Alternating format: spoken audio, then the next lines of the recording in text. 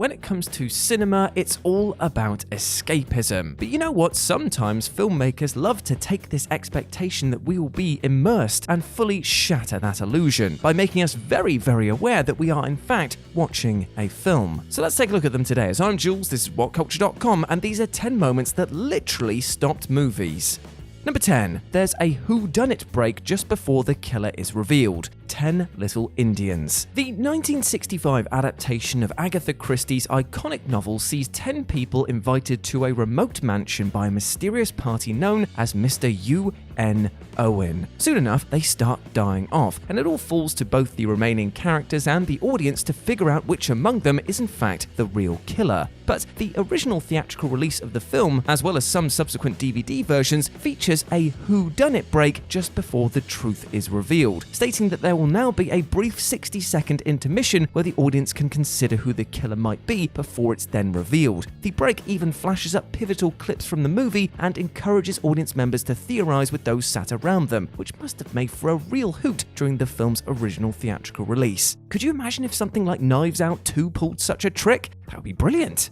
Number 9. The trio visits New York, Butch Cassidy and the Sundance Kid. At the end of Butch Cassidy and the Sundance Kid's second act, director George Roy Hill effectively gives audiences a most uncommon treat, an unofficial intermission. When Butch and Sundance head for Bolivia, we're treated to a 3-minute sepia-toned montage of the group heading across the US via New York. Though it's a fun sequence which gives a greater sense of the focal characters and their place in the world, it's tough to call it necessary, especially considering that due to budgetary constraints, it consists entirely of still photographs and nothing else. With those 3 minutes, you've got time to hit the head and grab a snack on the way back, and while purists might decry you for doing so, it's a rare montage in a movie that feels truly optional. After all, can you imagine many movies trying to get away with this today? Number 8. Cool Beans, Hot Rod. The Lonely Island's 2007 comedy Hot Rod might not have been a critical or commercial success, but it has endured as a cult classic thanks to the off-the-wall humor and, well, cool beans. Nobody who's seen the film will ever forget the deeply bizarre scene in which Rod and his pal Kevin reconcile, each agreeing that the situation is now cool beans. But rather than swiftly move things along, the movie literally stops for an entire minute to remix various takes of the pair saying cool beans into a bizarre meta-narrative rap, complete with an out-of-nowhere drum beat. It's the equivalent of somebody's kid brother using video editing software for the first time, and yet it is also absolutely, completely hilarious. And the scene very nearly didn't make the cut, until that is somebody created the drum backing to tie it all together, and when it was included in the film's final test screening, it was consistently rated as one of the audience's favourite parts.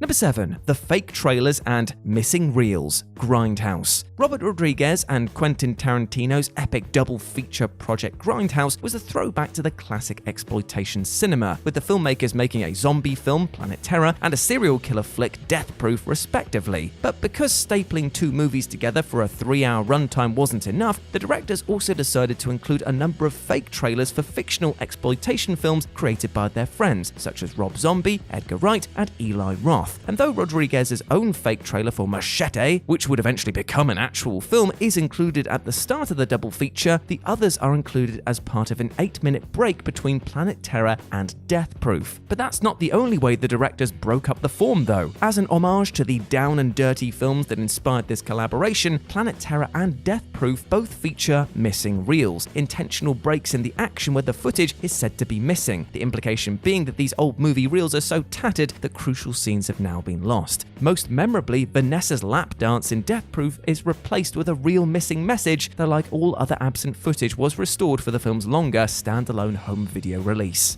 Number 6. The Newport City montage, Ghost in the Shell. The legendary 1995 anime movie Ghost in the Shell takes a page out of Butch Cassidy's book by offering up an extended montage almost halfway through the movie, which basically serves as a de facto intermission. The mesmerizing 3+ minute sequence is nothing more than a calming, albeit visually stunning montage of traveling around Newport City, set to an entrancing choral musical score. Yet despite its haunting mood setting, it also does nothing whatsoever to advance the plot or indeed the characters. It is objectively the best time of the movie to go and take a piss, but you are much better off smashing the pause button because it really is worth seeing, or indeed because it's only 82 minutes long, you can just try and hold it.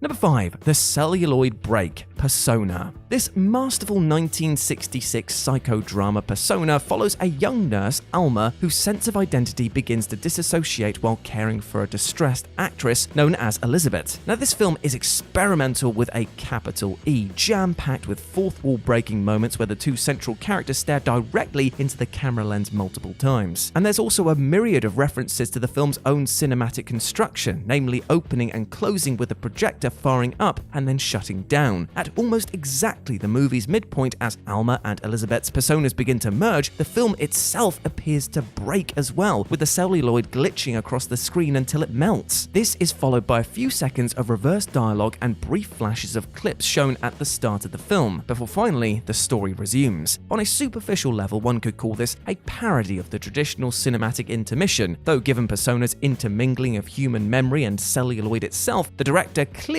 is saying much more than that.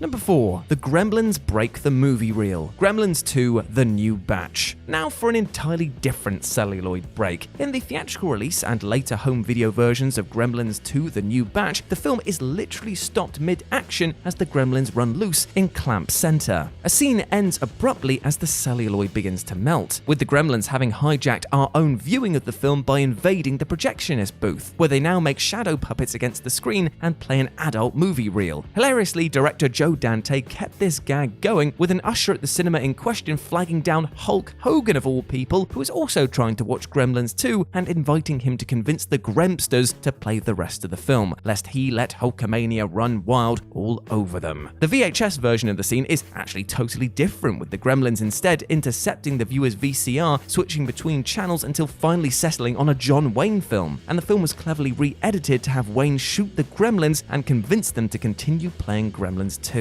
While more outwardly satirical than most entries on this list, stopping a major motion picture for 2 whole minutes for an effective throwaway, hilarious gag about the movies themselves sure is a bold move.